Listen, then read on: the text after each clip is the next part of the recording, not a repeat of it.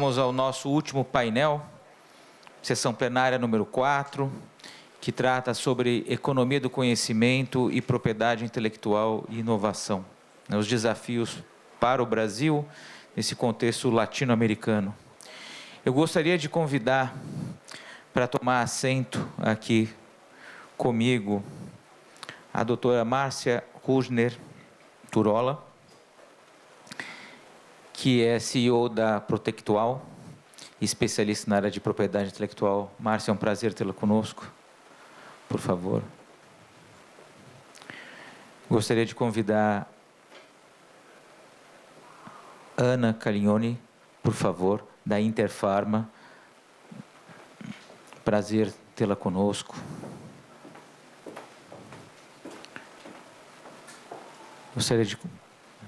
Gostaria também de convidar Stephen Ezel, da International Innovation Trade Alliance. Stephen, é um prazer tê-lo conosco.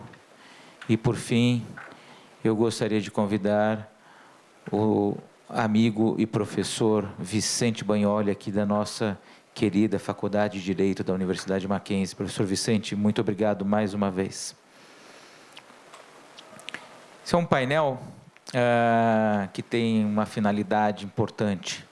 É uma área que eu sei que, na discussão de liberdade econômica, na discussão de direito, é uma área que não tem unanimidade, né? A gente tem defensores da propriedade intelectual, entendendo que a propriedade intelectual é um direito de propriedade, e, portanto, deve ser respeitado. Há outras visões que entendem que a propriedade intelectual é um direito difuso e que, portanto, não teria essa necessidade de proteção e de respeito. E, a partir disso, tem visões diferentes de política pública e que vão afetar especialmente a questão de inovação em setores sensíveis tais como, no caso brasileiro, o setor de biotecnologia, o setor farmacêutico, o setor de telecomunicações.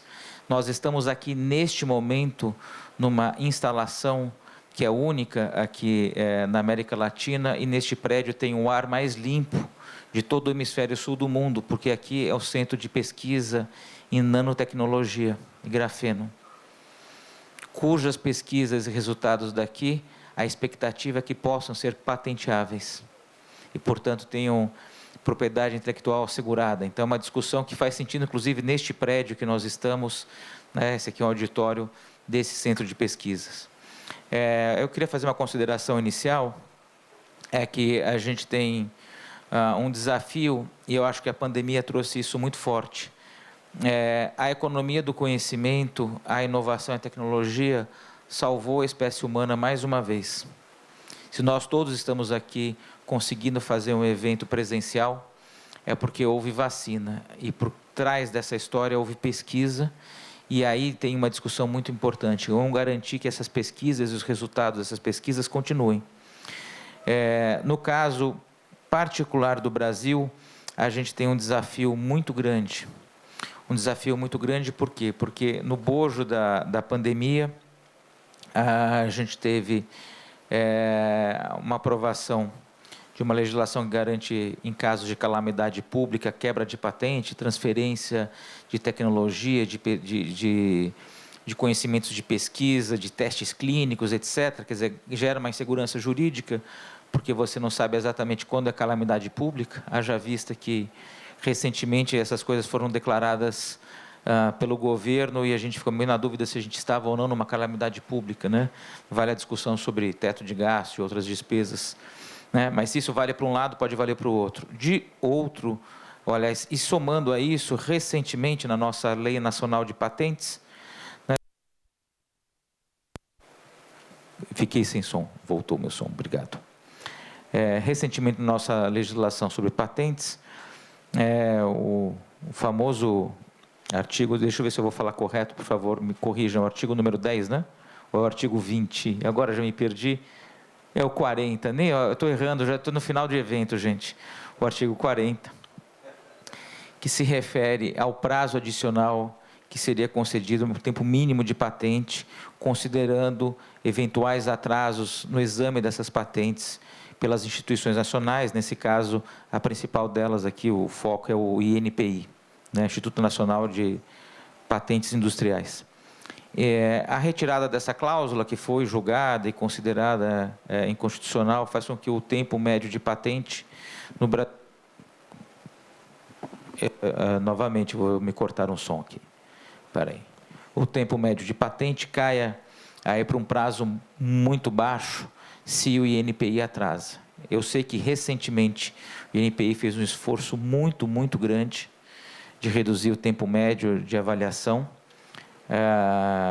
dos pedidos de patente, né, que o governo se envolveu aí num grupo interministerial de propriedade intelectual, teve uma série de ações nesse sentido, mas ainda a gente está longe dos padrões desejáveis das economias avançadas, ou mesmo, pelo menos, do México, né, que é um vizinho próximo, que foi assunto que nós tivemos ontem aqui no nosso fórum, né, a gente discutiu México, discutiu Chile, Brasil, etc. Então, estou fazendo esse contexto para que a gente entre aqui na nossa discussão.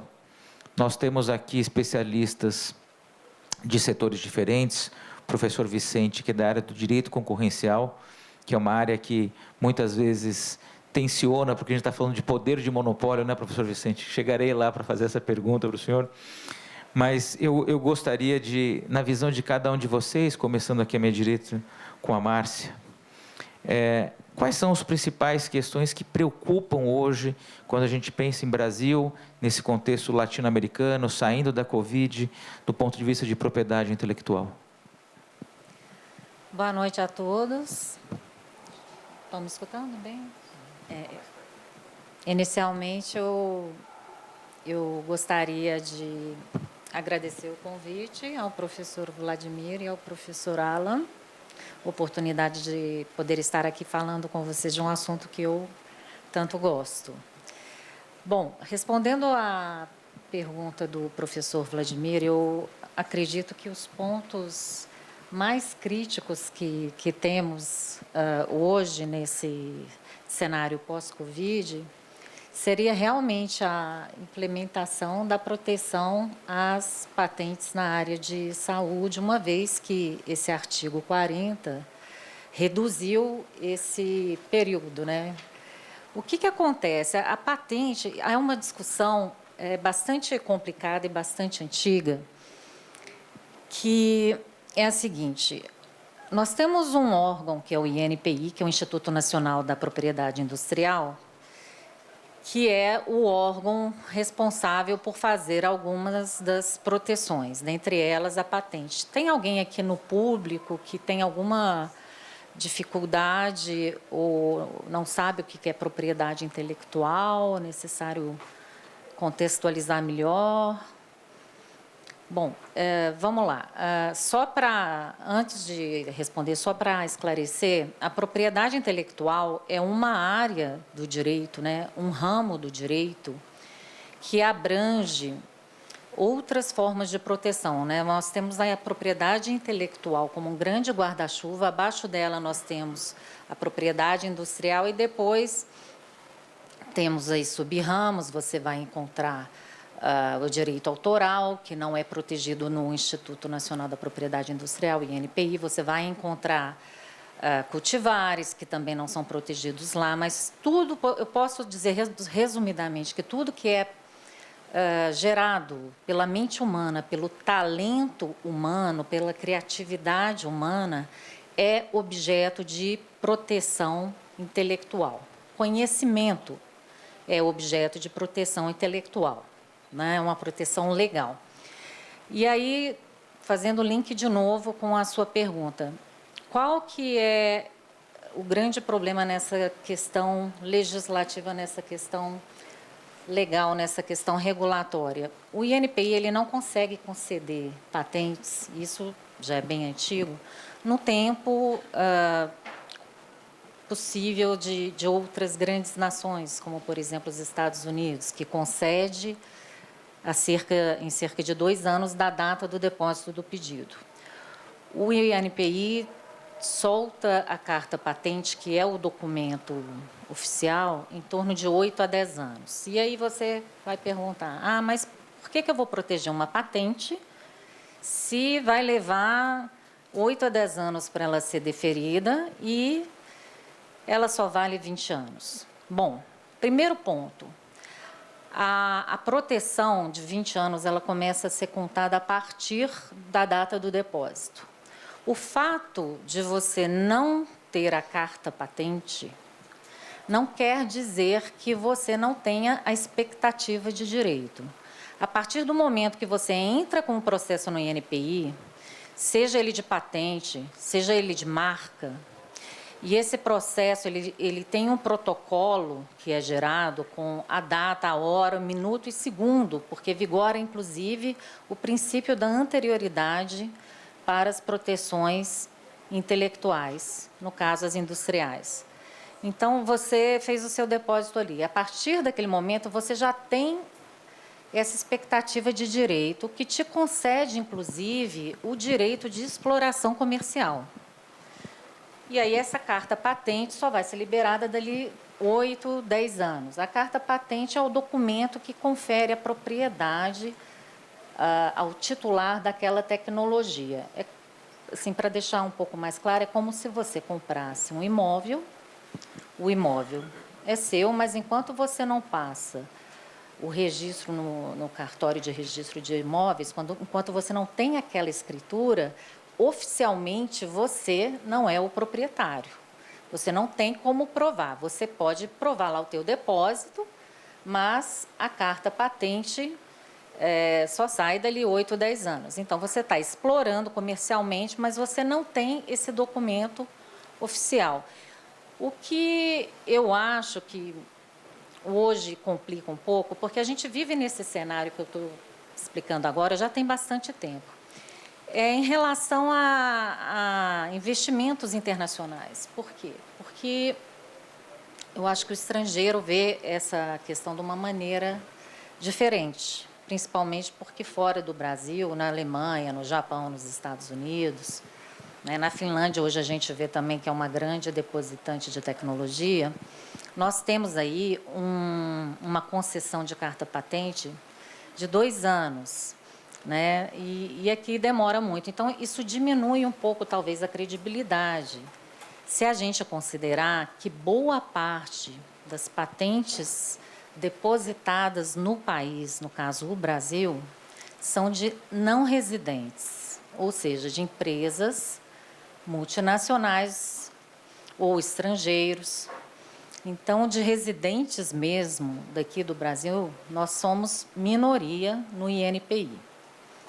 Então, é uma coisa um pouco complicada, né? Isso gera, talvez, um ambiente, no meu modo de pensar, de uma certa insegurança jurídica nesse quesito. Nós não somos os únicos que demoramos, né? Existem outros países na Europa que também demoram um pouco, quase igual a nós, né, nessa concessão, né? A Itália seria um desses países. Mas eu acredito que, se nós conseguíssemos diminuir esse período, seria melhor. E aí nós teríamos que mexer na parte regulatória. Isso é uma coisa agora bastante complicada no momento de transição de governo, política, porque vai envolver ciência e tecnologia, envolve inovação, né? PDI, né? Envolve um aporte grande de investimento. Tem aí ainda para ser trabalhada essa questão só a título exemplificativo do grafeno. Então, assim, é uma coisa um tanto sistêmica, porque são muitos os vieses. Então, eu não sei exatamente qual seria a melhor medida nesse sentido. Mas o que se fala já tem muito tempo, que seria uma questão talvez mais fácil, mais prática para resolver essa questão, a mão de obra dentro do INPI mesmo, né? Por que demora tanto? Porque nós temos poucos examinadores de patente dentro do INPI. Um examinador de patente do INPI não é uma pessoa qualquer. é um sujeito que tem que ter doutorado. Isso é exigência para ocupar esse cargo público. O INPI é uma autarquia federal.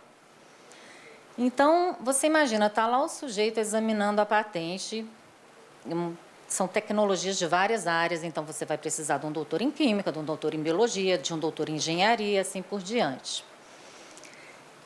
E, até onde eu sei, já faz algum tempo que desse dado eu não estou atualizada, mas um examinador de patente que precisa ter um doutorado não tinha um salário tão alto, né? Ou pelo menos compatível ao nível de conhecimento e de responsabilidade que o cargo exige. Porque você imagina um examinador estar lá e ele recebe um pedido de patente de uma Johnson & Johnson. Uma vacina, vamos falar de pandemia. São milhões e milhões de dólares ou mais que estão ali em jogo. Ele assina como examinador. Então, esse é um problema antigo que eu acho que seria mais pontual, né? A questão de remuneração, porque se a remuneração puder ser aumentada, talvez tenhamos mais examinadores. A gente tem aqui no Brasil, pelo menos tinha cerca de 100 pedidos de patente, uma proporção, para cada um examinador. Eram mais ou menos no INPI, salvo engano, 300 e poucos examinadores de patente para o Brasil inteiro. Lá nos Estados Unidos, para cada 10 depositantes, para cada 10 requerentes, você tem 2 examinadores. Então, olha a diferença. 2 examinadores para 10, por isso que lá saem 2 anos no máximo. E aqui a gente tem um examinador para cada 100 pedidos. Eu acredito que talvez possa até estar maior, porque me parece que o backlog patentário aumentou depois da pandemia. E com essa questão do artigo 40 também as coisas ficaram bem complicadas, né? É necessário fazer um termo de ajuste para que a patente possa valer, né, por mais tempo. Alguns requerentes estão pedindo isso, considerando que são prejudicados por esse tempo enquanto a carta patente não sai, ainda que podendo exercer a exploração comercial dessa patente pela expectativa de direito gerada pelo depósito, mas gera um clima de insegurança jurídica. Eu não sei se eu respondi a sua pergunta, eu acho até que eu fui um pouco além. Não, respondeu muito bem. A gente vai voltar, você tocou em alguns pontos que acho que a gente vai voltar a falar. Eu gostaria de ouvir agora Stephen, por favor.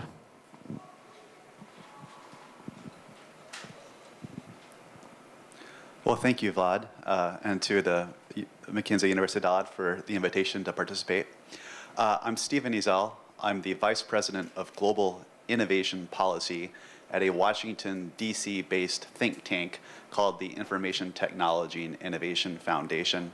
And we actually run a global network of over 50 like-minded think tanks focused on innovation and globalization policy issues. And so glad to have Mackenzie as part of that community of scholars who are trying to discover best practices around the world at bringing greater levels of innovation to global society.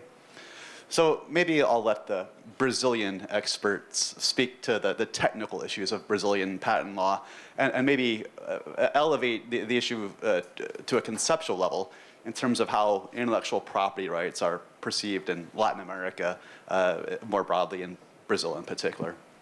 Because it's our view that fundamentally you cannot achieve innovation without the protection of ideas, and that IP is ultimately vital for both Brazil's economic and social welfare. When you look at the challenges we want to tackle in the world today, things like conquering pancreatic cancer, dealing with Alzheimer's or Parkinson's disease, the simple reality is that the process of innovation in fields from aerospace to biotech to ICT is risky, complex, difficult, and expensive. That's why it takes over $2 billion in 14 years to invent a new-to-the-world drug today. Intellectual property rights matter in order to give innovators the incentives to undertake this difficult process of innovation, but also critically to enable them to earn profits, to recoup their significant R&D investments, and then to have enough left over to invent the next generation of innovation. So in the semiconductor world, I'm sure you've been following, where the kind of global state of the art today is like 3 nanometers for logic chips, right? Firms like TSMC lead that. But the point is, if we look at that industry, it was a process of revenues from building 10 nanometer chips that led to the 7 nanometer, to the 5 nanometer. Intellectual property enables a virtuous cycle of innovation that drives human progress forward. And that's why it's so important. And in all these fields, software depends on source code. Biotechnology depends upon novel compounds, understanding API. So in our view, this is fundamentally why IP rights matter. And it's also why we don't subscribe to the views of those who would suggest that intellectual property rights are somehow fundamentally in tension with the interest of society, with the interest of patients, of citizens, or consumers. No, in fact, they are inextricably linked and intimately connected. And so I've been in conversations like this. I was in Indonesia in August, been to Colombia, Malaysia, and I think the fundamental question for Brazil is what does Brazil aspire to contribute to the world? What does your generation aspire to contribute to the world? I know that Brazil right now is looking to apply to the OECD, for instance. Obviously, you're a G20 country. But the point of being a G20 nation or an OECD member is not that you join a community of rich nations. It's that you join a community of nations who accept the responsibility to unleash the talents of your people to come up with breakthrough innovations that benefit humankind, and that understand that intellectual property rights and strong rules are the fundamental way you achieve that. I teach a week-long class on innovation and entrepreneurship at Berkeley every year. And one thing I say to the students is to quote Sergey Brin and Page at Google. And they say that Google's mission is to, quote, organize all of the world's information and make it instantly accessible and useful to humanity. Right? That's a compelling mission, a compelling vision statement. That's what I think Brazil should aspire to, that level of innovation, and I think IP is critical to get there. Thank you. Ana, você que representa a Interpharma em setor que é apontado como, ao mesmo tempo, é o Deus e o diabo, né? As farmacêuticas que salvam a gente, mas as farmacêuticas que querem muito dinheiro, né? Sempre é esse drama, até chegarmos, né, no momento de pandemia e agradecermos a existência delas e as patentes. Eu queria que você falasse um pouco desses desafios, olhando na perspectiva do seu setor. Obrigada pela introdução, professor Vladimir, e cumprimentando as outras pessoas aqui do painel. É um prazer estar aqui. Antes de falar da indústria farmacêutica, eu queria complementar a frase da Márcia. Eu estou absolutamente convencida de que propriedade intelectual é a área mais legal do direito.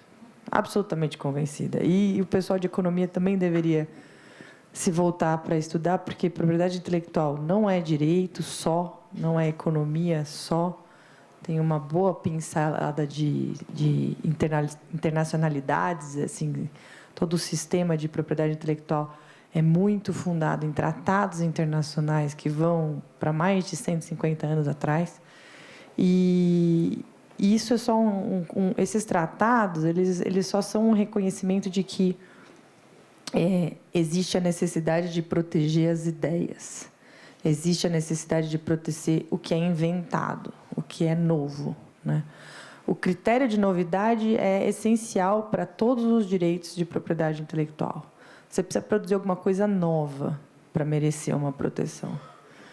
E se a gente parar para pensar, em volta da gente, tudo foi inventado. Da cadeira, do microfone, da tela, do prédio. Tipo, pouquíssima coisa que nessa sala foi feito por Deus. Talvez o ar, não é mesmo? Mas aí me disseram que tem uma tecnologia que está filtrando o ar. Então, o ar, de uma certa forma, aqui no prédio está sendo inventado por alguma mente humana, né? E, na verdade, muitas mentes humanas. A invenção, ela até aquela coisa de desenho animado que você... tive uma ideia, parece uma lâmpada e tal. Inventei. Isso não existe, né? A humanidade inventa em cima do próprio conhecimento. E aí, como o Steve colocou, inovar, inventar, criar, é algo absolutamente arriscado, é algo que demora tempo e consome muito dinheiro. Acho que são esses 3 elementos. A gente precisa convencer pessoas, entidades governamentais, universidades, né, públicas, privadas. A gente precisa convencer empresas a colocarem dinheiro na pesquisa científica, a colocarem dinheiro em algo que você não sabe o que vai sair no futuro, se vai ser algo que vai ser positivo ou não. Toda pesquisa é positiva, necessariamente. Toda pesquisa leva a conhecimento, que vai levar a mais conhecimento. Então, isso é uma coisa que é construído ao longo da humanidade, né? Ao longo do tempo. Mas nem toda pesquisa chega... E aí eu vou entrar no meu assunto aqui. Nem toda pesquisa chega num medicamento. Nem toda pesquisa feita em que se investe realmente milhares de dólares, ela chega num medicamento que é capaz de curar uma pessoa ou aliviar o tratamento de uma determinada doença. Mas a humanidade continua pesquisando, né? Então, a pandemia, a gente tenta acreditar dentro da indústria farmacêutica que a pandemia pode ter servido para trazer um pouco mais de boa imagem para o setor farmacêutico.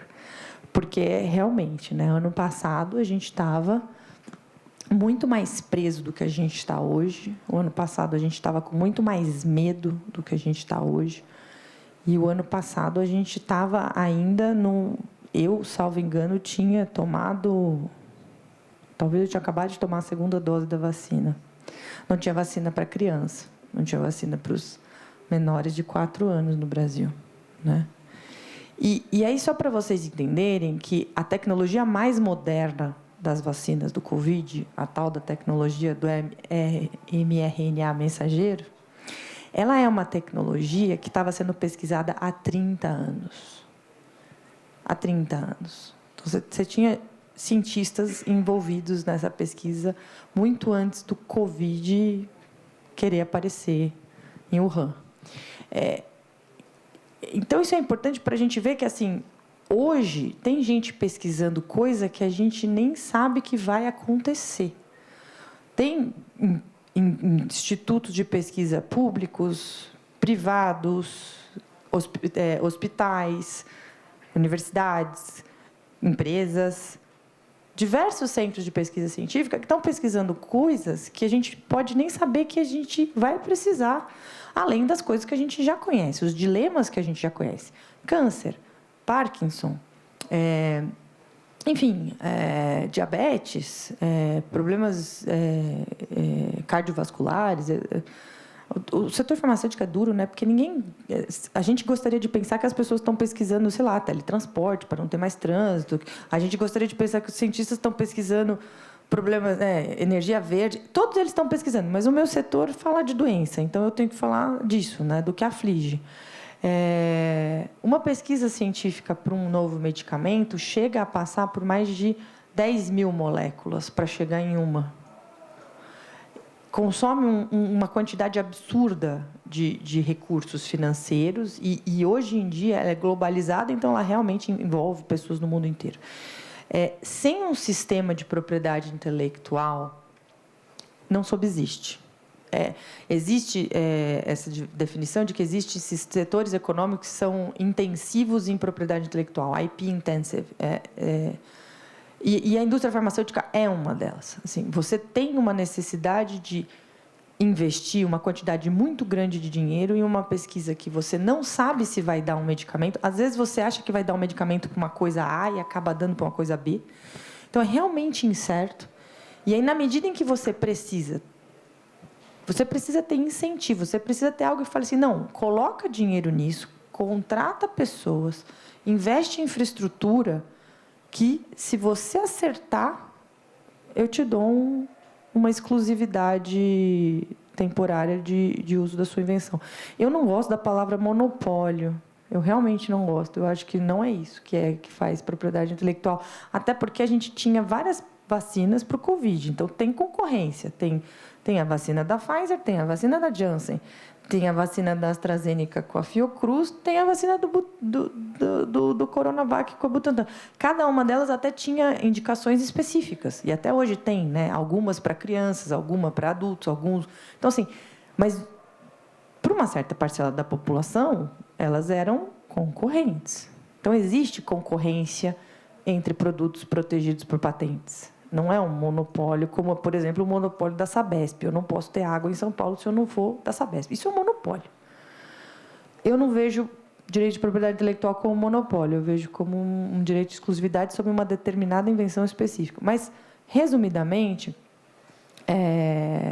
o setor privado, o farmacêutico, com certeza, mas o setor que se preocupa com a inovação, que concorre para produzir produtos novos, ele depende da propriedade intelectual para que ele consiga ter o incentivo, o push, para falar, vou colocar dinheiro aqui para inventar um negócio, porque, ao inventar isso, eu vou conseguir ter uma exclusividade e algum tipo de leverage no meu concorrente. Serve para o próximo medicamento que vocês forem tomar, serve para o próximo celular que vocês forem comprar, serve para o próximo filme que vocês vão assistir. Serve para tudo. Obrigado, Ana. Eu gostei que você tocou na questão do monopólio, que eu gostaria de fazer. Era essa a provocação que eu queria... Aliás, toda a razão de eu convidar aqui o professor Vicente Bagnoli, que novamente eu agradeço a amizade e a presença. Por conta disso, no evento que a gente organizou em Brasília com a Geneva Network, que a Ana estava presente, o CAD estava presente lá no evento, e surgiram várias discussões pós-evento sobre essa tensão. E a Ana, na fala dela, espontaneamente tocou sobre isso, então eu já deixo do desafiador aqui, pensar em Brasil, né, pensar em poder de mercado e patente. Muito bem, professor Vladimir, professor Alan, obrigado pelo convite. Todos os palestrantes aqui estão pela capacidade, pelo conhecimento, eu estou pela amizade. Então, tem esse grau de diferença. I want to congratulate our foreign speaker also. It's a pleasure to be here with you. Eu vou começar discordando da Ana, se vocês me permitirem, tá? Me permita, viu, Ana? Mais legal do que PI é concorrência, porque a concorrência mexe com PI também. E a PI também dialoga com o concorrencial, né? Mas a minha área é o concorrencial. Muito bem, eu acho que entender PI, dinâmica de mercado, Estado, isso, acho que navegando nas palestras, nas exposições anteriores, às vezes eu estou falando o óbvio, mas acho que o óbvio, às vezes, a gente tem que repetir, porque as pessoas, às vezes, não entendem o óbvio, né? Artigo 1º da Constituição Federativa do Brasil, da República Federativa do Brasil, né? O Estado democrático de direito, o fundamento da República, tem a propriedade privada, né? Tem a livre iniciativa e a valorização do trabalho. Então, livre iniciativa. Livre iniciativa é o empreendedorismo. Depois nós vamos para o artigo 5º da Constituição. No artigo 5º tem a propriedade privada, só que não é aquela propriedade privada do liberalismo econômico do século XIX. Junto com a propriedade privada tem a função social da propriedade. Então, acho que a gente tem que conjugar essas duas coisas, propriedade privada e função social da propriedade. E depois, ainda no artigo 5º, tem o dever do Estado de garantir o direito dos inventores. Então, quem inventa algo novo, uma patente, uma marca, o Estado tem que garantir esse direito, essa proteção. Que aí pode ter uma discussão, é um monopólio, é um direito de exclusividade ou é um direito de propriedade. deixo mais essa discussão para o pessoal da API. Eu vou fazer uma outra abordagem, né? A minha abordagem é um direito, é a segurança jurídica. E por que essa segurança jurídica é necessária? Nós vamos navegando também na nossa Constituição, na ordem econômica do artigo 170. Nós temos uma ordem econômica fundada na valorização do trabalho humano e na livre iniciativa, que tem por fim assegurar a todos a existência digna conforme os ditames da justiça social. Logo, se nós queremos um mercado que funcione, mercado que, como está no artigo 219 da Constituição, integra o patrimônio nacional, então a preocupação do Estado com o mercado, nós temos que se ocupar dessas questões da propriedade privada, que está como também princípio da ordem econômica, e a função social da propriedade. E, juntamente com esses princípios, além da defesa do consumidor, meio ambiente, tem a livre concorrência. Então, o mercado, é importante o mercado funcionar bem, por quê? Porque o mercado é o local onde a riqueza é produzida, onde essa riqueza é compartilhada e onde as pessoas têm as suas necessidades atendidas. Então, as pessoas têm necessidades e é no mercado. Ora, qual que é o papel, então, se a gente está falando desse evento de PI, né, nesse painel? A PI, a propriedade industrial, esse direito que é assegurado pelo Estado, ele é essencial para uma economia de mercado. É ela que faz com que o empreendedor decida investir. Por que uma empresa vem para o Brasil? Porque ela vai falar, bom, eu tenho segurança jurídica, eu sei que se eu investir... A doutora Ana colocou aqui o tempo, quanto se gasta, né, para descobrir um medicamento. Qual o custo disso? E dentro de uma economia de mercado, nada mais natural do que a pessoa tenha o lucro. Então, ela vai investir, o Estado vai assegurar esse direito e trazer o retorno. Temos alguns problemas enxergando o Brasil? Claro que temos. O INPI. O INPI hoje no Brasil, não de hoje, mas é um problema, o tempo que nós levamos para conceder uma patente. Então, isso faz com que muitos inventos sejam feitos lá fora, sejam registrados lá fora, que poderiam ser feitos aqui. Mas é um problema do Estado brasileiro, é estrutural, que a gente precisa consertar isso daí. E essa busca de conhecer, de desenvolver, isso é inovação. E essa inovação, aqui nós estamos no Centro de Liberdade Econômica, do Mackenzie, a gente pode sempre lembrar do Schumpeter, né? A inovação criativa. Então, eu invento algo e é natural, porque essa é a dinâmica da concorrência, para destruir o que tinha antes, mas dentro de uma lógica da livre concorrência, de práticas lícitas dentro do mercado. Então, quando uma empresa busca algo novo, e como foi feito com os medicamentos, por exemplo, com a vacina, o que é o natural? Ela quer atender a sociedade, mas ela quer lucrar com isso. Então, não tem problema nenhum. O Estado ele tem esse dever de assegurar o direito. E veja a concorrência como está por trás. Porque enquanto um laboratório está buscando, pegando o exemplo sempre aqui do laboratório, buscando atender essa demanda, o outro laboratório, ou ele vai focar em outra demanda, ou ele vai ver, nessa demanda eu também posso ter lucro. Então, ele vai investir também. Então, não tem nada de errado, é perfeitamente aceitável. Isso faz com que a sociedade avance, isso traz o progresso. Pode ter problema? Pode ter problema. E aí a gente entra um pouquinho no aspecto concorrencial. Qual que é o primeiro, e aí a lei até da lei das patentes, né? Da LPI. Qual que é talvez a primeira obrigação quando o Estado concede a patente para um invento? É que esse invento seja colocado no mercado. Porque ele tem essa função social a cumprir também. Então, acho que a primeira coisa, senão pode ter até a licença compulsória, você perder essa patente. Que mais? Práticas competitivas. E aí eu já encerro, Vladimir, senão eu vou ficar falando. Você pode ter práticas anticompetitivas que utilizam o direito de propriedade intelectual. Como isso pode acontecer? Vou falar, cartel, combinação, é uma coisa. Todo mundo enxerga. Agora, tem práticas que são utilizados por meio de propriedade intelectual. Exemplo, propriedade industrial. Pay for delay, que era muito comum no mercado de medicamentos. Então, a empresa que tem o medicamento, né, vamos chamar o titular, assim, paga para a empresa do genérico para demorar a entrada dela no mercado. Você tem o pool de patentes, quando grandes empresas começam a comprar diversas patentes no mercado para fechar o mercado e outros concorrentes não terem acesso a essas patentes. Essa é uma questão que está ligada à API, concorrência. Outra questão que a gente pode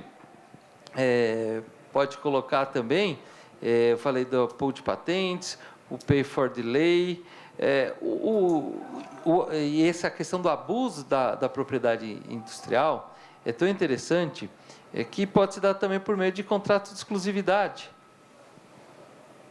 E essas figuras, até a lei concorrencial, ela vai endereçar. Quando, por exemplo, uma empresa é condenada pelo CAD, Conselho Administrativo de Defesa Econômica, por infração à ordem econômica, por um abuso da propriedade industrial. E dentre as sanções previstas na lei da concorrência, está que o CAD recomende ao INPI para que faça a licença compulsória quando a prática foi cometida por um abuso da utilização da propriedade industrial. Então, veja, o Estado tem o dever de garantir a propriedade industrial. É isso que move a dinâmica da economia de mercado, a livre iniciativa, o empreendedorismo. Agora, quando o agente econômico ele utiliza de forma abusiva esse direito que o Estado concedeu, e aí fica a discussão se é monopólio, se não é monopólio, nem vou entrar nessa discussão, o próprio Estado ele tem o dever de reprimir esse abuso de poder econômico, um abuso de posição dominante. Obrigado, professor Vicente, sempre esclarecedor e colocando claramente aí os pontos de tangência e de separação entre o direito concorrencial e a API e onde eles se encontram. E no conjunto de falas que a gente teve, a gente falou muito sobre o INPI. E volta a questão de novo, né? A gente só está discutindo o artigo 40 por conta do INPI.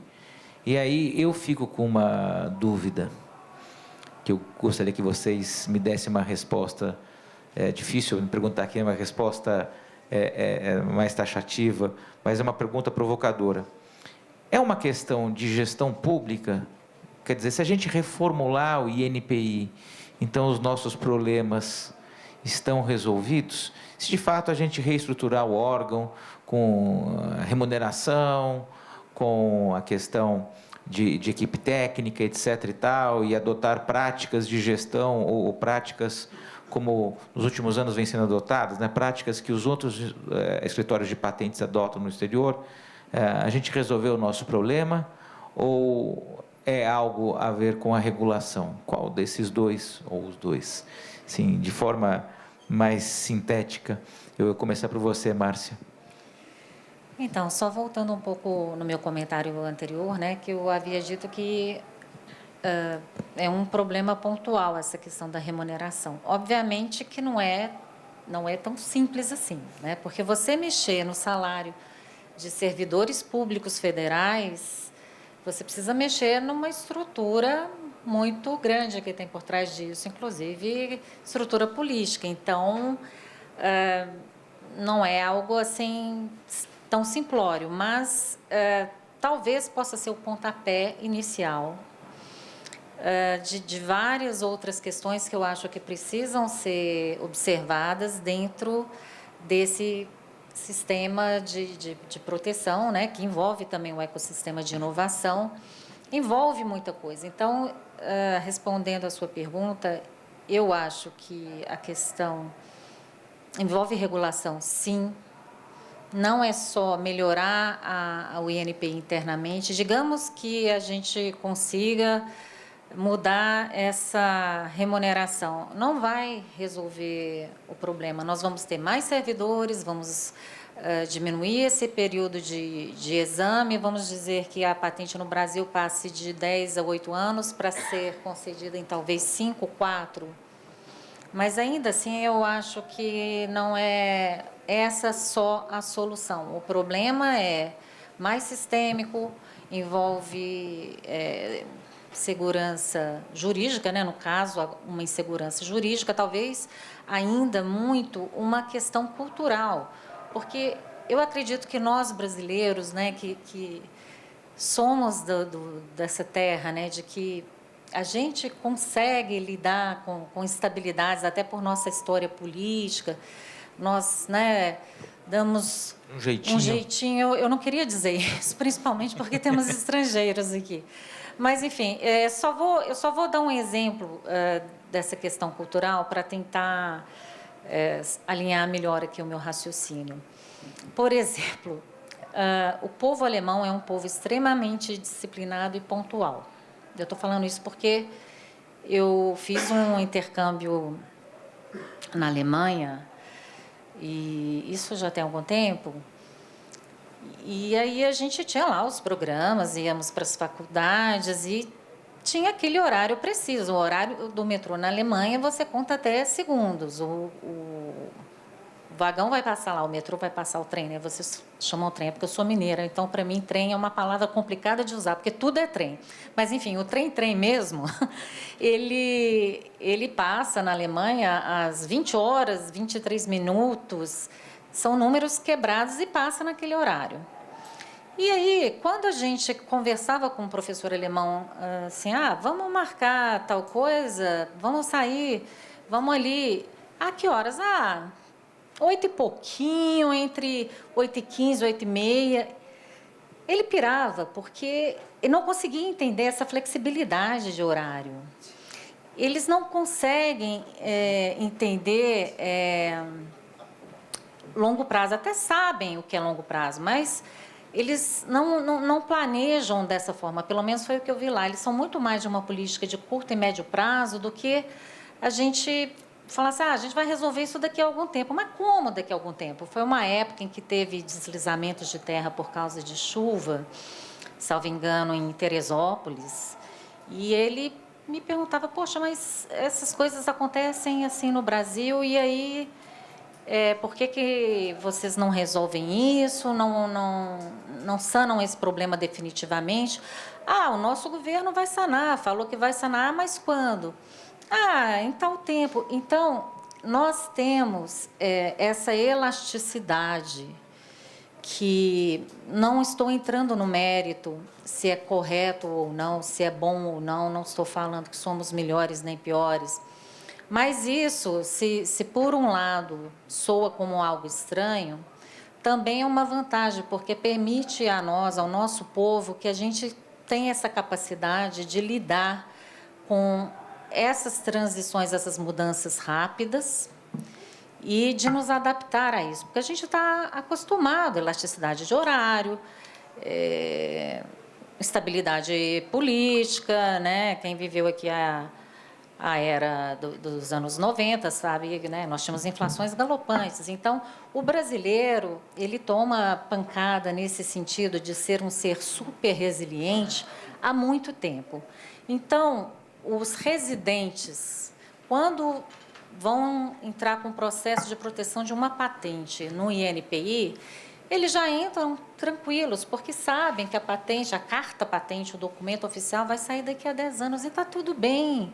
Está tudo bem, podia ser melhor se fosse antes, mas é assim que sempre foi, e a gente pode explorar comercialmente. Então, o nosso povo, né, dada essa cultura, acho eu, consegue lidar com essa margem de tempo longa.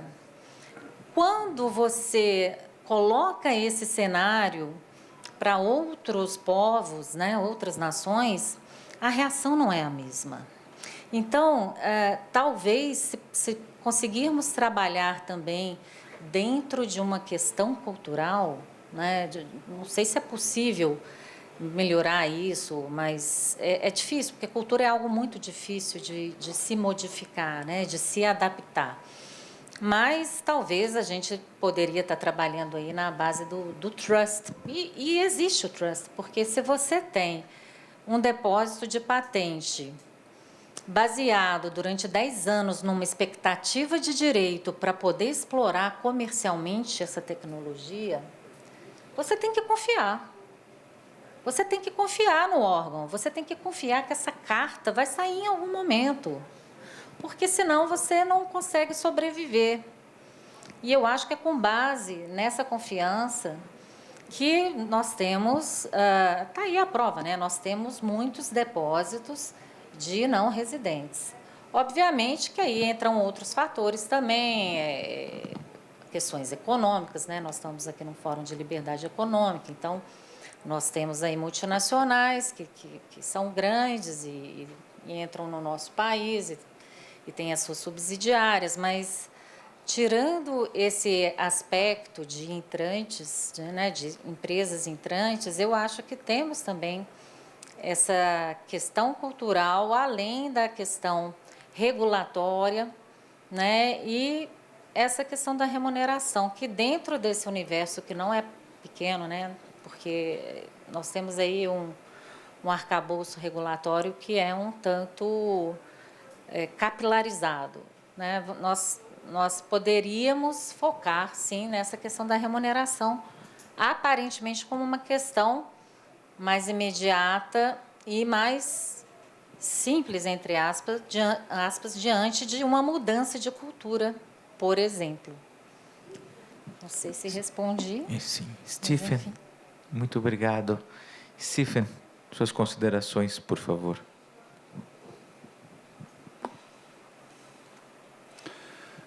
Well, I think that starting by trying to improve the regulatory environment could go quite a long way. And the reality is that Brazil has the longest patent pendency period in the world. It takes, on average, 8 years for a patent to be examined and a determination made in Brazil, and that's 10.25 years for biotechnology patents in particular. In Brazil, I think, would do well to look at mechanisms like patent term adjustment, PTA, that provides an opportunity for an extension to the patent term due to unreasonable regulatory delays. This is used not just in the United States, but in countries like Korea, Costa Rica, Chile, Mexico, so it is a global best practice. And why does it take 8 years? In Mexico now, it's 3 years to get a patent determination. It's 22 months on average in the United States. So it can be done. And that leads me to a story I wanted to tell. Because it is, I think, fair to argue that today America leads the world in biomedical innovation. We've produced about half the world's new drugs and account for about 70% of biomedical R&D over the past 2 decades. But that wasn't always the case. In the 1970s, European headquartered drug companies invented twice as many new-to-the-world drugs as American ones did. Throughout the 1980s, only 10% of new drugs introduced first in the world were introduced first in the United States. And it took our Food and Drug Administration, the FDA, 3 years to make a determination of the safety and efficacy of a new drug, right? What happened? Over a 4-decade period, the United States totally flipped that script by introducing, in a conscientious and intentional way, a set of public policies designed to make America the world's leading location for biomedical innovation. And that included things such as robust private and public investment in R&D, something called the Prescription Drug User Fee Act, which allowed the FDA to accept funds from industry so they could fund themselves to make determinations, other factors like tech transfer and commercialization policies, strengthened IP rights, et cetera. But the broad point I want to make from that history is that this can be done, that this has been done. And my colleague, our president, Rob Atkinson, and I wrote a book a couple years ago called Innovation Economics, The Race for Global Advantage, in which we contend that a fierce competition has emerged among nations to maximize economic output from the highest value-adding sectors of the economy, or innovation-based sectors, clean energy, advanced manufacturing, ICT, et cetera. But the point is that the regulatory environment that nations put forward, both to attract globally mobile foreign direct investment and to unleash the innovative potential of their people, is becoming increasingly fiercely contested around the world. Which country can put in place that best environment? And I think regulatory innovation as a means to create the fertile soil in which private sector innovation can flourish is the mission of the state in this regard. And thus, I would also think that mindset is as important as policy. And also note one particular concern going forward, and that is that the Brazilian INPI be sustainably funded. Because if some share of the revenues now have to go back to the government, they may find themselves going forward with even fewer resources to pursue their mission. Ok. Ana, por gentileza.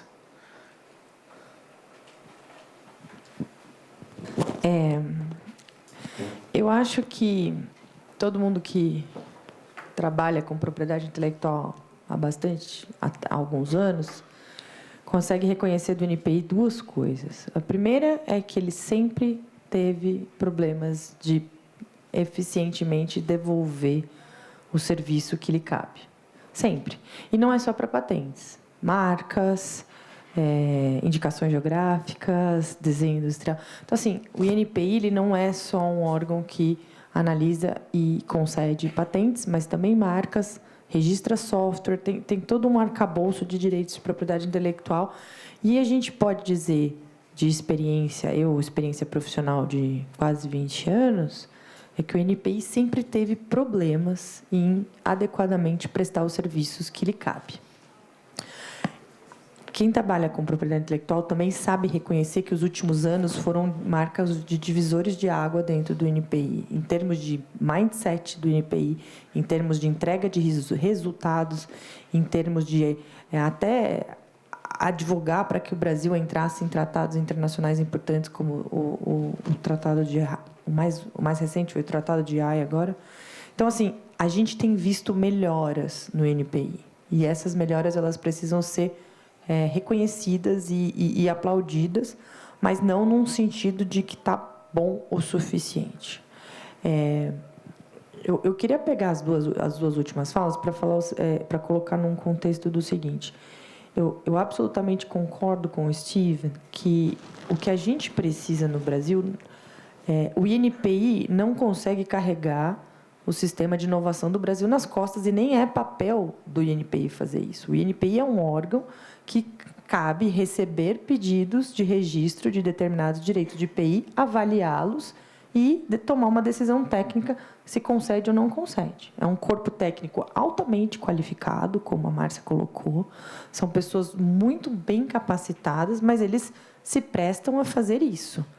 Eles se prestam a analisar os pedidos e devolver com uma resposta técnica. O sistema de inovação do Brasil, ele depende de regulação. Ele depende de poder público, ele depende de uma estruturação de um conjunto normativo robusto e eficiente. Tanto as leis de propriedade intelectual, que estão muito defasadas no contexto internacional, a de patentes a gente pode falar mais especificamente por causa da inconstitucionalidade do artigo 40, a gente tem dificuldades em ter ajustes em situações de atraso de análise de patentes, isso é um problema, e eu vou explicar por quê. Mas, assim, a nossa lei de direitos autorais é antes da internet. Alguém aqui lembra como que era antes da internet? Pois é. A nossa lei é de 1996, é antes da internet. Então, assim, existe um conjunto normativo de IPI que precisa melhorar. Para além desse conjunto normativo de IPI, que basicamente garante direitos de IPI, a gente precisaria ter uma reforma mais ampla nas leis de inovação do Brasil. A gente precisaria fomentar com políticas públicas, com regulamentação, com direcionamento do Estado, o que a gente quer que o Brasil pesquise, onde a gente quer que os investimentos públicos e privados sejam incentivados, sejam colocados, e o que a gente quer fazer com que saia dali. A gente não quer ter um sistema de inovação e de propriedade intelectual no Brasil que faça com que os professores das universidades públicas, que são as entidades que mais depositam patentes brasileiras, são as universidades públicas. A gente não quer que isso sirva para que o professor titular do departamento X coloque a carta patente emoldurada na parede, falando assim, eu sou um professor que eu depositei uma patente. Não, patente é um instrumento de negócio. Patente precisa gerar dinheiro. Patente é feita para ser comercializada. Então, a gente precisa melhorar esse sistema que coloque incentivos para que as pessoas entendam assim, olha, um pesquisador vai inventar um novo medicamento para que ele seja produzido por ele mesmo, ou ele seja licenciado por quem possa produzir. E aí, nesse sentido, a regulamentação brasileira precisa avançar e precisa avançar muito. Não é só lei do bem para dar incentivo fiscal. É mais profundo que isso. E envolve escolhas. O Brasil não vai ser tecnologia de ponta em todas as áreas. Então, quais são os nossos campeões? Onde a gente vai incentivar? E aí eu queria trazer 2 exemplos que eu acho que do meu setor que fazem todo sentido. Um spoiler, né, para as pessoas. A vacina da Pfizer não é da Pfizer. A vacina da Pfizer foi inventada por uma empresa, uma biotech alemã, que é a BioNTech, uma health tech. O que é a BioNTech? A BioNTech era um laboratório de cientistas no interior da Alemanha. Por favor, joguem no Google BioNTech. A BioNTech, antes da pandemia do Covid, era um laboratório de pesquisa científica pequeno, de pequeno porte. Só que eles tinham o quê? Pesquisa na tecnologia do mRNA mensageiro há mais de 30 anos. Quando veio a pandemia, porque eles tinham pesquisa e porque eles tinham patentes concedidas, eles fizeram uma parceria que envolveu um contrato de licenciamento com a Pfizer, que foi uma empresa que atua em mais de 150 países, que foi capaz de produzir em escala industrial o produto que foi inventado pelos alemães da BioNTech. Qualquer país que você sai do Brasil, você não fala vacina da Pfizer, eles falam Pfizer-BioNTech. Você precisa de 2 empresas para fazer essa vacina. Pois bem, o que eu quero dizer com isso? Se a BioNTech não tivesse uma patente expedida, a Pfizer jamais entraria num contrato de licenciamento pela expectativa de ter uma patente. Jamais. Não existe segurança jurídica numa expectativa. É muito precária a segurança jurídica de uma expectativa de patente. Então, guardem esse exemplo. O que aconteceu? Aconteceu o que todo mundo viu. Pfizer-BioNTech, a Pfizer produziu em escala industrial essa vacina. Obviamente que teve um trabalho gigantesco de desenvolvimento, né? Não é só inventar o produto, mas é fazer isso ser capaz de ser replicado em números de bilhões de doses, e de transporte, de logística, de tudo. Mas, enfim, a BioNTech foi a que tem a pesquisa base da vacina do mRNA mensageiro. Recorta para o Brasil. Existe um medicamento, a gente estava falando dele hoje de tarde, existe um medicamento que talvez muitas pessoas aqui conheçam, que chamam Vonal Flash, que é um medicamento para náusea e enjoo. Né? O que a maioria das pessoas talvez não conheça, essa história, o Vonal Flash foi inventado pela Universidade de São Paulo. Ele é uma patente de uma universidade brasileira, na verdade, paulista. Né? Pois bem, a patente do Vonal Flash demorou, salvo engano, 13 anos para ser concedida pelo INPI. 13 anos. A Universidade de São Paulo, ela não é uma indústria, ela não tem capacidade de produzir em escala industrial nada. Ela é uma universidade pública. Como que o Vonal Flash chegou no mercado? Porque um laboratório nacional licenciou o pedido de patente do Vonal Flash, da Universidade de São Paulo, e concordou em pagar royalties. E a universidade se beneficiou por esses royalties por muitos anos. A patente do Vonal Flash, por sinal, foi diminuída em prazo pela decisão do Supremo do artigo 40, ou seja, a USP recebeu menos royalties por causa da decisão do STF. Mas o meu ponto aqui que eu quero dizer para vocês é o seguinte: talvez na expectativa de direito de um depósito de patente você pode vir a conseguir alguém que vai produzir a sua invenção? Talvez, mas as suas chances são infinitamente menores. Infinitamente menores. Quantas invenções que estão lá esperando para o NPI dar a patente não estão entrando no mercado por causa do atraso do NPI? Essa é a pergunta. Quanto de dinheiro está ficando na mesa? Quanto de produção industrial, quanto de produtos novos está ficando fora da sociedade brasileira?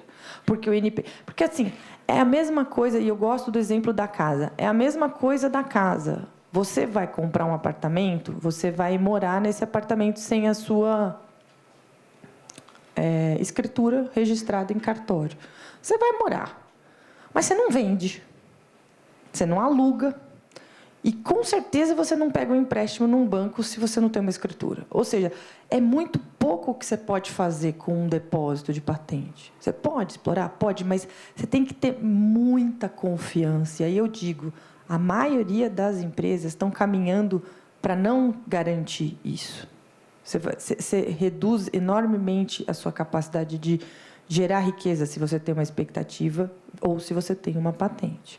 Então, o atraso do NPI, ele prejudica que medicamentos novos sejam colocados no mercado, tanto internacionais, quanto, eventualmente, os desenvolvidos na universidade pública.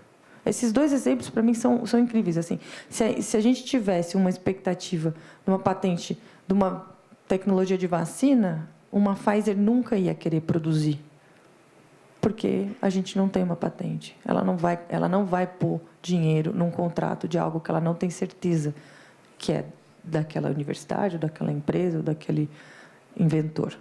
Então, eu acho que é realmente muito importante a gente pensar nisso. Obrigado, Ana. Professor Vicente, eu sei que o senhor tem que ir, que gentilmente cedeu parte do seu compromisso para estar aqui conosco. Então, eu gostaria até que isso for a sua última consideração, para não prendê-lo mais, porque nós tivemos um atraso no começo, e já agradecendo mais uma vez a presença e a reflexão. Obrigado, professor Vladimir. A doutora Ana colocou da Pfizer, e eu escutei, acho que no podcast do Corriere della Sera, e daqui a pouco tem aqui, porque é coisa da Câmara Italiana, né, Vladimir, como eu te contei, que faz 120 anos hoje. E a BioNTech, se eu não me engano, são 2 turcos que mudaram para a Alemanha, desenvolveram essa tecnologia, por muitos anos eram repreendidos, né? Não, isso não vai dar certo, tal, e deu no que deu. E um ponto interessante, aqui falando em Centro de Liberdade Econômica, nessa entrevista era o presidente para a Europa da Pfizer, é grego, está vendo? O mundo globalizado.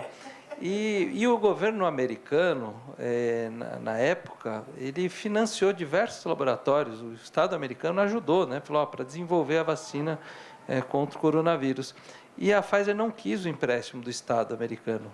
Ela falou, não, a gente quer ter liberdade para a gente fazer o investimento, colocar no mercado a hora que a gente conseguir, porque eu não estou criticando, mas tem um processo natural. Se você recebe uma verba do Estado, você tem que prestar conta para quem? Para o Estado, afinal de contas é dinheiro do Estado. Então a Pfizer seguiu um voo solo junto com a BioNTech e chegou, né, nesse sucesso. Vamos imaginar, fazendo, né, uma alusão, se fosse aqui no Brasil, dependendo do INPI, daqui 10 anos sai a patente, então vamos esperar 10 anos a patente da vacina contra o coronavírus? Qual que seria o resultado? Então, veja, a gente não fala só em termos econômicos, mas a gente fala também no bem-estar social, né? O bem-estar das pessoas. Né? O INPI, eu não sou um especialista para falar do órgão, dos problemas estruturais do órgão. Eu posso falar mais do CAD, que é onde eu conheço bem. O INPI, eu não tenho esse contato diário com o INPI. Mas o que eu posso, do que eu vejo, do que eu acompanho? Acho que o INPI, como outros órgãos do Brasil, mas vamos falar do INPI, ele deve ser visto como investimento. Né? Não é um custo você ter servidores trabalhando no INPI, um salário que eles têm que receber adequado, uma estrutura técnica, um plano de carreira. E por que isso não tem que ser visto como custo? Porque isso é investimento. Porque quanto melhor um órgão equipado, dá respostas rápidas para a sociedade, nós estamos falando no mercado de propriedade industrial, marcas, patentes, isso significa o quê? Investimento. É o empreendedor colocando dinheiro aqui, é a livre iniciativa atuando, é a sociedade ganhando com novos produtos, novas tecnologias que são oferecidas no mercado. E se a gente compara com outros países, e aí eu indo um pouco na história, até o Estatuto dos Monopólios da Inglaterra, veja, os países que começaram a se preocupar com a questão da propriedade industrial, isso ainda no século XVIII, depois do século XIX, são os países que se tornaram ponta em desenvolvimento tecnológico. Evidente que não é só esse ambiente da segurança jurídica, tem o investimento, como é feito, mas se não existe o ambiente jurídico, se não existe a segurança jurídica, nós não temos o quê? A vontade do investidor colocar dinheiro no mercado para fazer com que essa riqueza se prospere, se torne mais riqueza e atenda melhor o campo social. Professor Vladimir, muito obrigado. Queria agradecer muito o convite, agradecer a todos os meus colegas aqui de painel, a vocês que estão acompanhando aqui nesse último painel, mas de verdade eu preciso que ainda tenho que continuar outra palestra em outro lugar ainda, então eu peço desculpa. Muito obrigado pela a minha gentileza. Falta de elegância em permanecer aqui com vocês. Obrigado, professor Vicente, mais uma vez, e eu desejo muito sucesso na sua palestra no próximo evento da Câmara Italiana. Muito obrigado, professor Vicente. Peço uma salva de palmas, professor Vicente. Eu queria, indo para o último questionamento, né, voltar de trás para frente aqui, a partir do professor Vicente, fazer uma pergunta para vocês sobre perspectivas para o Brasil. Porque a gente está discutindo os desafios, os problemas, as dificuldades recentes, mas, por um outro lado, a gente estava, ou pelo menos está até o momento, né, com orientação de pleitear uma posição na OCDE. Isso exige do Brasil uma série de mudanças institucionais, e isso era uma esperança de impactar positivamente o ambiente regulatório para a propriedade intelectual, adotar os estándares, né, dos países desenvolvidos. Um grupo interministerial que foi responsável por estabelecer um marco, estratégia nacional de propriedade intelectual, ainda, né, deveria entrar em curso, mas já tinha algumas diretrizes, e o próprio INPI teve avanço nos últimos anos. Quais são as perspectivas para a gente pensar o Brasil desse ponto de vista de PI e inovação? Ana, começaria por você agora. Bom, acho que eu vou ser super breve com relação a isso.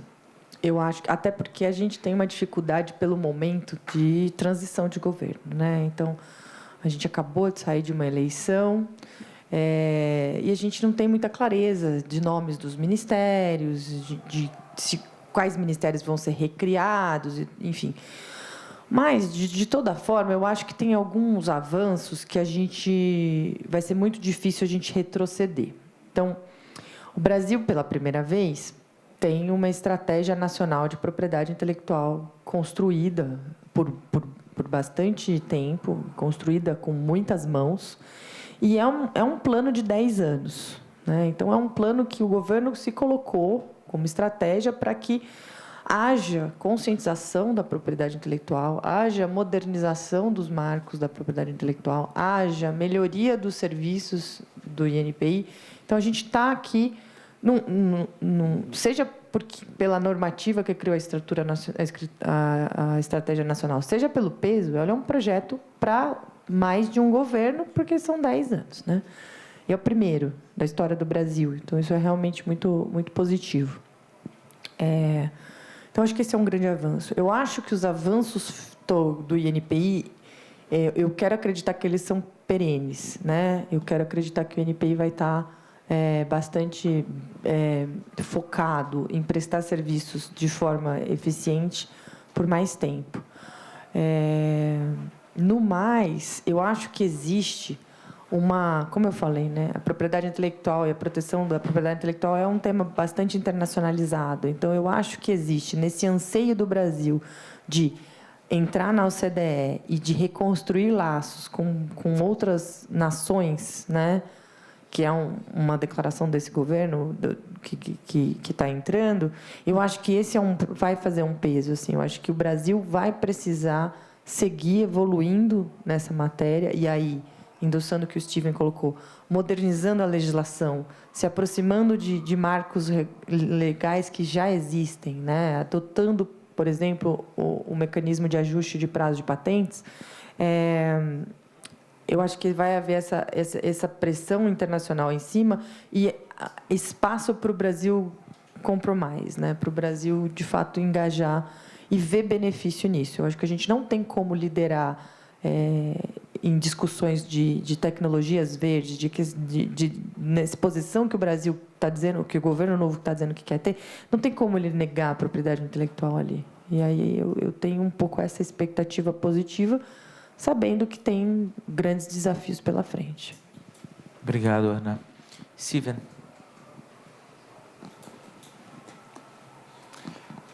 You know, maybe just a recommendation for your students. There's a wonderful report that was actually written by my mentor at Georgetown University, Mike Ryan, and it's called Patent Incentives, Technology Markets, and Public-Private Biomedical Innovation in Brazil. And it has this great story. There's a flowering bush plant up on the northeastern coast of Brazil called Cordia verbenacea. Now, Brazilian fishermen have known for centuries that if you mash up the fruit from the plant, it essentially creates a topical analgesic that you can rub on yourself and heal wounds or cuts. So this knowledge had been in Brazil for centuries. But it wasn't until Brazil introduced the patent law in the mid-1990s that any innovators actually went about undertaking the task of isolating the novel active ingredient, the compound in this plant, to create a new drug out of it. And his report talks about how Ash Laboratories finally did this and created essentially, now it's a topical analgesic that when you see the soccer players get hurt, they spray it. So this company has 30% of the global market for this innovative product. But it never would have come into being and benefited humankind if Brazil hadn't put in place a patent law. And just like today, there are 45,000 medicinal plants in Brazil that could provide a platform for biomedical innovation. Yet just 5% of the Brazilian pharmaceutical market is as a result of those types of medicinal plant-based therapies. My point is going to be, broadly, what's that look for Brazil? So as I understand, from 2013 to 2022, the number of patent applications in Brazil fell by nearly 30%, from 34,000 to 25,000 a year. This is not good enough for Brazil. It's not good enough for the world, because we need Brazilian innovators contributing novel solutions to humankind. And so my hope would be that through strengthening patent laws, through having a stronger, broader conversation about the power of IP to unleash domestic innovation. Because the reason Brazil put in place a patent law isn't for multinational corporations. It's to enable domestic entrepreneurs and innovators to succeed. That's the point of it. And so my hope for Brazil would be that over the next 5 years, we invert those numbers and see a real flourishing of innovation and intellectual property coming out of Brazil.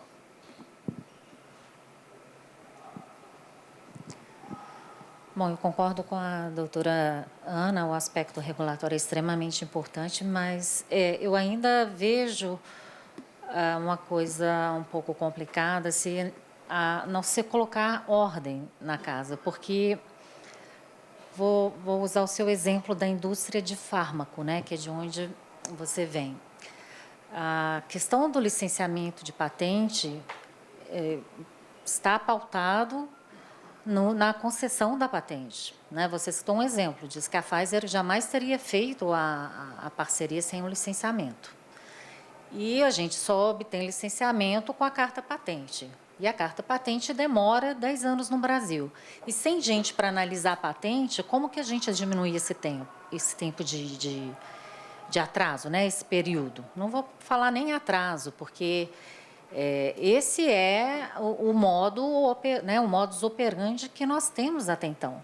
Quando eu disse de exploração econômica com base numa expectativa de direito, e está tudo bem, né? Eu não quis dizer, só apenas esclarecendo isso, que eu concordo com isso, ou que isso é o correto, mas é assim que a coisa tem funcionado, né? E isso funciona para o titular direto da patente. Se eu desenvolvi um componente para a indústria automobilística, e eu vou colocar esse componente no mercado para ser vendido. Porque se eu esperar 10 anos para a carta patente sair, eu quebro. Aliás, antes disso, a tecnologia está obsoleta, né? Quando a gente fala de inovação, principalmente em algumas áreas específicas, como a área de TI, o índice de obsolescência é altíssimo, né? Então, eu sei que eu estou batendo muito nessa tecla, mas sem staff, sem examinador, a gente não tem como sanar esse problema que eu acho que é quase que viciante, ele é antigo, né? Fora todo o aspecto regulatório. E só para esclarecer para o público, né, que a exploração comercial ela pode ser feita através de uma venda direta no varejo de uma empresa ou de um inventor independente que tem determinada invenção e coloca ela no mercado, e tem que colocar, porque senão não faz sentido você ter gastado anos de pesquisa e investido dinheiro numa patente, né? E a gente tem outra forma de exploração comercial, que é a licença, né?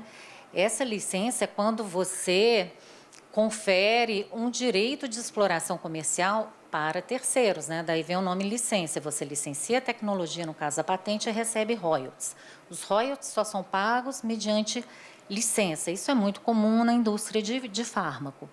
Então, essa é uma forma de exploração comercial.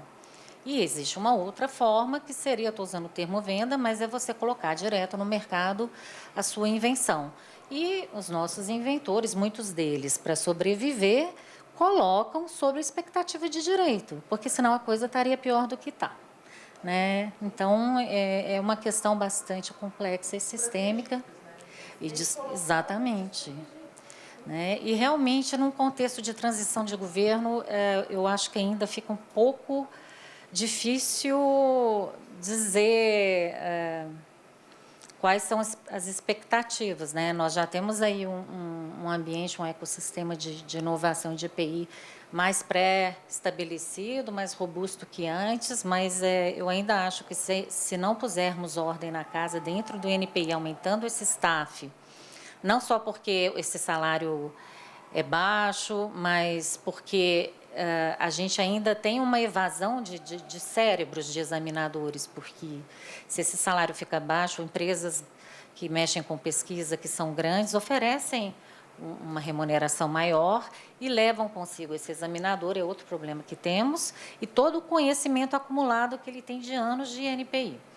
Então, essa questão de se aumentar o staff interno e se fidelizar, eu acho extremamente importante, primordial, né? E vamos torcer aí para que o novo governo possa continuar incentivando essas questões e criar um ambiente regulatório que possa ser mais friendly, né? E mexer aí nessas bases.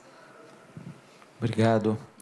Eu gostaria de agradecer enormemente a presença de vocês nesse painel. Ana, Stephen, Márcia, foi um prazer muito grande. Obrigado por pontuar e esclarecer as questões de propriedade intelectual e inovação no Brasil, que são desafiadoras e são uma das questões estruturais do país para avançar, e particularmente neste edifício aqui do Grafeno, né, essa discussão é muito querida. Muito obrigado, e eu queria agradecer a todos a presença até agora, esse horário, no nosso Fórum Mackenzie de Liberdade Econômica, que se encerra agora. Muito obrigado a todos, foi um prazer muito grande.